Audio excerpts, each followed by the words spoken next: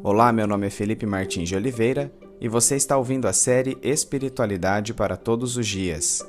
A reflexão dessa semana encontra-se nos seguintes textos bíblicos: Mateus 11, de 2 a 15 e Lucas 7, de 18 a 30, e corresponde à semana 19 do Guia Devocional do Evangelho segundo Mateus, Marcos e Lucas, cujo título é És tu aquele que haveria de vir? Vamos à leitura dos textos bíblicos. Mateus 11, de 2 a 15. João, ao ouvir na prisão o que Cristo estava fazendo, enviou seus discípulos para lhe perguntarem: És tu aquele que haveria de vir, ou devemos esperar algum outro? Jesus respondeu: Voltem e anunciem a João o que vocês estão ouvindo e vendo. Os cegos veem, os mancos andam, os leprosos são purificados, os surdos ouvem, os mortos são ressuscitados, e as boas novas são pregadas aos pobres. E feliz é aquele que não se escandaliza por minha causa. Enquanto saíam os discípulos de João, Jesus começou a falar à multidão a respeito de João. O que vocês foram ver no deserto? Um caniço agitado pelo vento? Ou o que foram ver? Um homem vestido de roupas finas? Ora, os que usam roupas finas estão nos palácios reais. Afinal, o que foram ver? Um profeta? Sim, eu lhes digo, e mais que um profeta. Este é aquele a respeito de quem está escrito: Enviarei o meu mensageiro à tua frente. Ele preparará o teu caminho diante de ti. Digo-lhes a verdade, entre os nascidos de mulher não surgiu ninguém maior do que João Batista. Todavia, o menor no reino dos céus é maior do que ele. Desde os dias de João Batista até agora, o reino dos céus é tomado à força, e os que usam de força se apoderam dele. Pois todos os profetas e a lei profetizaram até João. E se vocês quiserem aceitar, este é o Elias que havia de vir. Aquele que tem ouvidos, ouça. Lucas 7, de 18 a 30. Os discípulos de João contaram-lhe todas essas coisas. Chamando 2 deles, enviou-os ao Senhor para perguntarem: És tu aquele que haveria de vir, ou devemos esperar algum outro? Dirigindo-se a Jesus, aqueles homens disseram: João Batista nos enviou para perguntarmos: És tu aquele que haveria de vir, ou devemos esperar algum outro? Naquele momento, Jesus curou muitos dos que tinham males, doenças graves e espíritos malignos, e concedeu visão a muitos dos que eram cegos. Então ele respondeu aos mensageiros: Voltem e anunciem a João o que vocês viram e ouviram. Os cegos veem, os aleijados andam, os leprosos são purificados, os surdos ouvem, os mortos são ressuscitados, e as boas novas são pregadas aos pobres. E feliz é aquele que não se escandaliza por minha causa.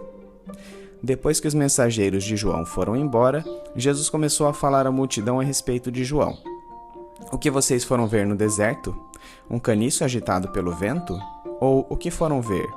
Um homem vestido de roupas finas? Ora, os que vestem roupas esplêndidas e se entregam ao luxo estão nos palácios. Afinal, o que foram ver? Um profeta? Sim, eu lhes digo, e mais que um profeta. Este é aquele a respeito de quem está escrito: Enviarei o meu mensageiro à tua frente. Ele preparará o teu caminho diante de ti. Eu lhes digo que entre os que nasceram de mulher não há ninguém maior do que João. Todavia, o menor no reino de Deus é maior do que ele. Todo o povo, até os publicanos, ouvindo as palavras de Jesus, reconheceram que o caminho de Deus era justo, sendo batizados por João. Mas os fariseus e os peritos da lei rejeitaram o propósito de Deus para eles, não sendo batizados por João.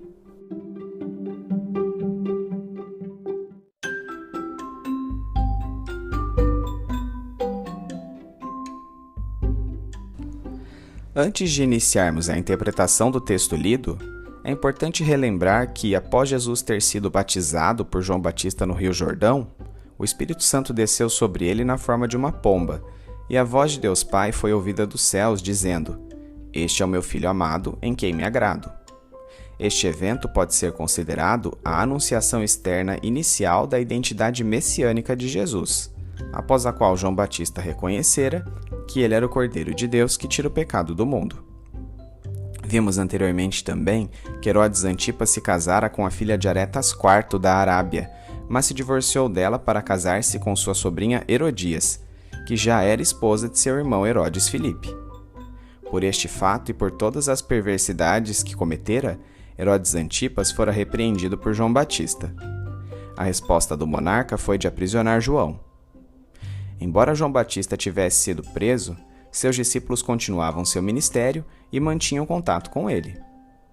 Da prisão, onde obviamente enfrentava diversas dificuldades, João enviou 2 de seus discípulos para perguntarem a Jesus: És tu aquele que haveria de vir, ou devemos esperar outro? A pergunta reflete um momento de dúvida de um gigante na fé. Assim como seus conterrâneos judeus, João Batista concebia o reino de Deus em termos políticos, com a derrota dos opressores de Israel e o início de uma era de dominação judaica, mas não enxergava o cumprimento destes elementos no ministério de Jesus, motivando a pergunta. A resposta de Jesus enfatiza obras miraculosas, trazer vista aos cegos, movimento aos aleijados, cura aos leprosos, audição aos surdos e ressurreição aos mortos, as quais somente o Messias poderia empreender, representando o cumprimento de diversas profecias veterotestamentárias. Lucas 7:21 acrescenta que Jesus, inclusive, realizou alguns desses milagres na presença dos emissários de João Batista. Outro aspecto que atestou seu caráter messiânico é a pregação do evangelho aos pobres, ou seja, a disponibilidade das boas novas de Deus a todos os que crescem em Jesus, independentemente de classe social. Apesar de Jesus ter elogiado grandemente João Batista, enviou-lhe uma reprimenda indireta por intermédio de seus discípulos ao dizer: Feliz é aquele que não se escandaliza por minha causa. A persistência de sua fé em Jesus deveria suplantar a dúvida e o desânimo da prisão e até mesmo a perspectiva de perder sua própria vida. A isto, Jesus se dirigiu à multidão que escutara a conversa, cuja maioria certamente ouvira a mensagem de João Batista no deserto.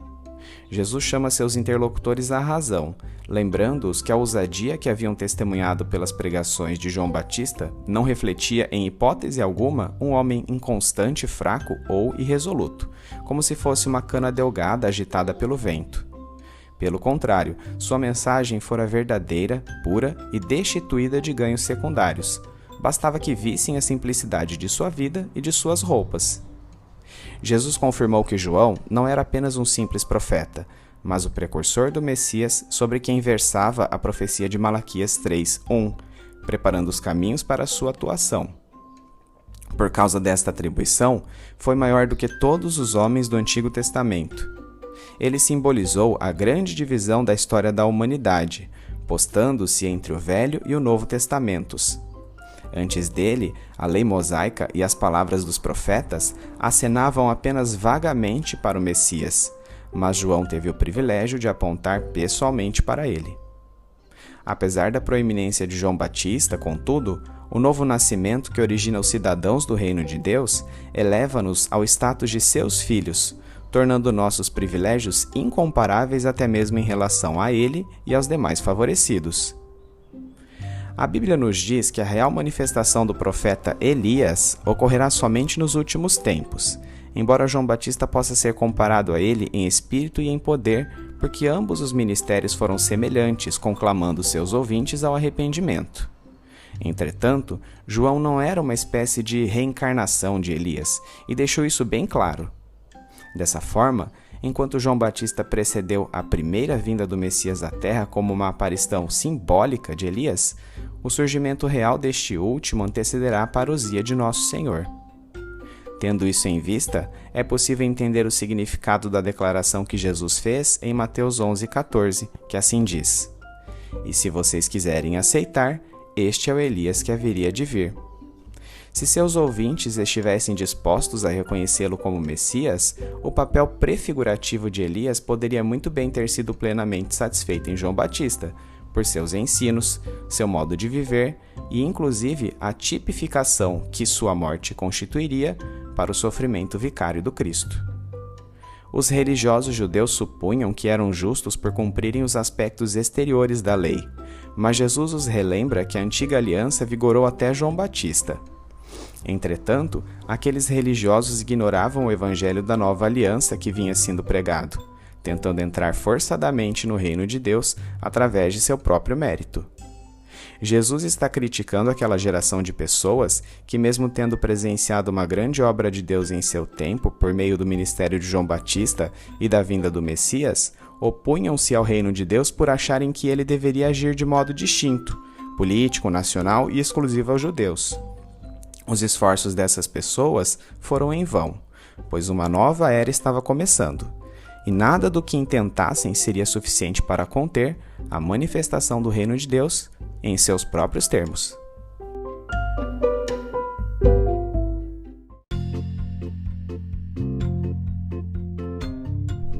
Aplicação prática. Obviamente, a cabal manifestação do dia do Senhor, a respeito da qual Malaquias 4, 5 e 6 profetiza, ainda não ocorreu, mas está condicionada à chamada perspectiva profética, a respeito da qual já falamos em reflexões anteriores. Por meio deste recurso, muito frequente no Antigo Testamento, numa única visão, um profeta cita como acontecendo conjuntamente eventos que de fato estão separados um do outro por milhares de anos. João Batista representou o início do cumprimento da manifestação do Senhor, servindo como um anunciador do Messias, à altura do profeta Elias. Sua ousadia e determinação fizeram com que, apesar da pergunta duvidosa que serve de título para a presente reflexão, fosse elogiado por Jesus.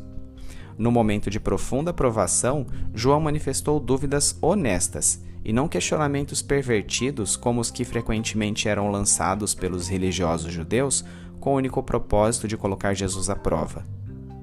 A dúvida jamais nos desabona enquanto cristãos e filhos de Deus, e nisso podemos encontrar consolo para os momentos de adversidade que experimentamos.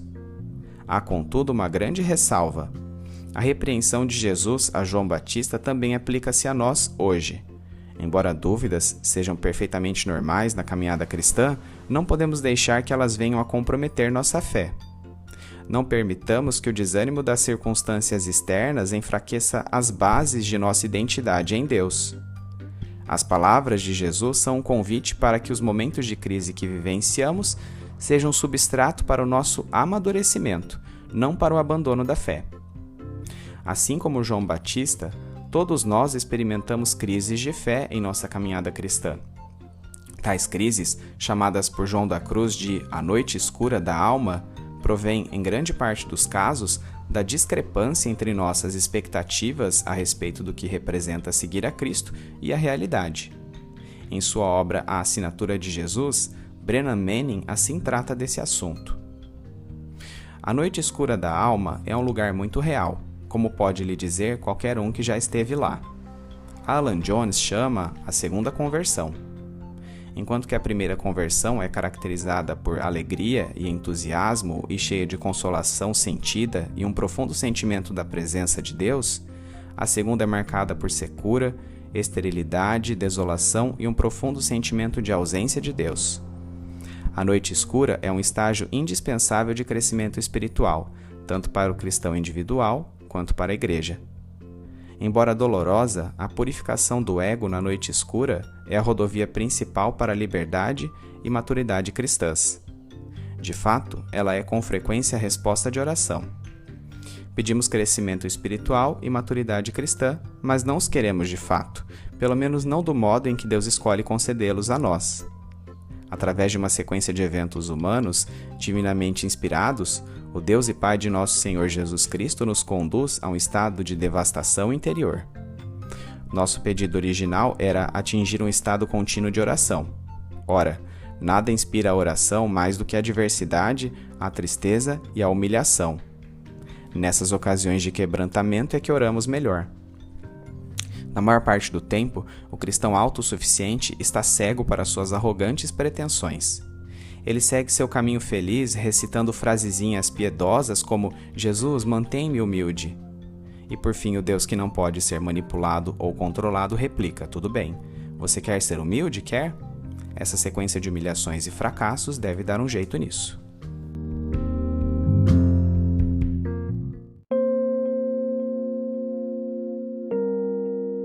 Trazendo da mente para o coração.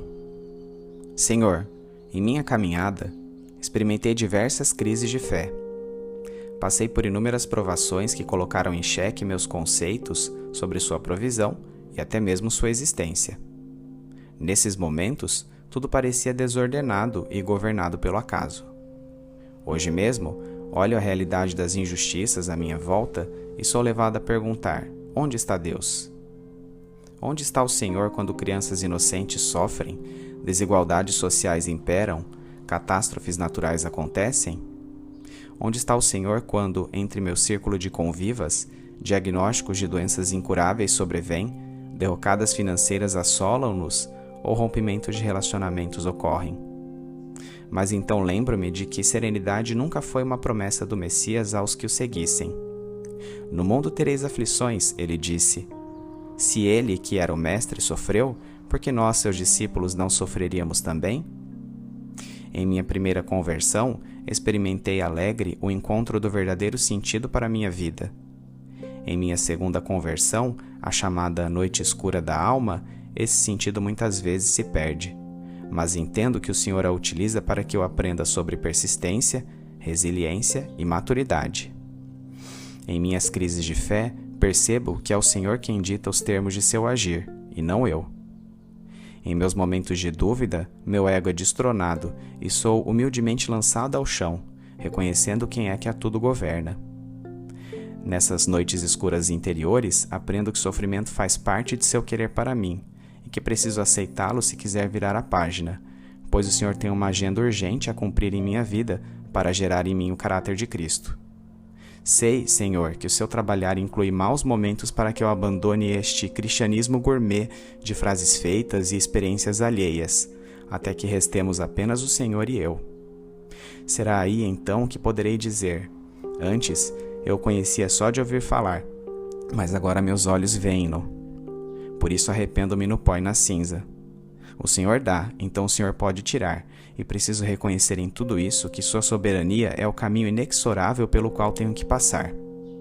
E se tenho que passar por ele, que seja a seu lado, Senhor. Em Jesus posso ter a confiança de perseverar.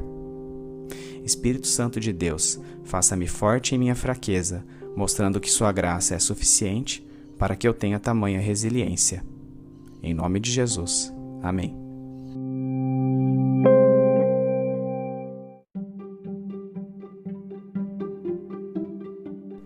Medite mais sobre este texto ao longo da semana. Domingo, leia os textos de Mateus 11, 2 a 15 e Lucas 7, 18 a 30, bem como os comentários sobre eles. Segunda-feira, relembre o testemunho que João Batista dera a respeito da identidade messiânica de Jesus Cristo e as circunstâncias de sua prisão. Terça-feira, quais foram as evidências apontadas por Jesus em resposta aos discípulos de João Batista acerca da veracidade de seu caráter messiânico? E qual o sentido da seguinte frase de Jesus: "Feliz é aquele que não se escandaliza por minha causa", em relação ao desânimo e à dúvida que João Batista estava vivenciando? Quarta-feira. Afinal, considerando o texto lido e as passagens de Mateus 17, 11 a 13, Marcos 9, 12 e 13, Lucas 1, 17 e João 1, 21, podemos dizer que João Batista de fato foi Elias? Quinta-feira, explique o sentido da passagem bíblica de Mateus 11, de 12 a 15, a respeito do caráter do reino de Deus. Sexta-feira, suas dúvidas e suas noites escuras da alma têm-no aproximado de Deus? Ou sua fé tem sido desanimada por elas? Aprenda a enxergar as provações que você experimentar dentro de um contexto maior, humildemente aceitando a soberania de Deus para a sua história e, acima de tudo, para fazer cumprir seus propósitos, a respeito dos quais teremos entendimento pleno apenas na eternidade. Tenha fé, persista e não desanime. Sábado, quais as implicações práticas dos textos de Mateus 11, de 2 a 15 e Lucas 7, de 18 a 30 para a sua vida?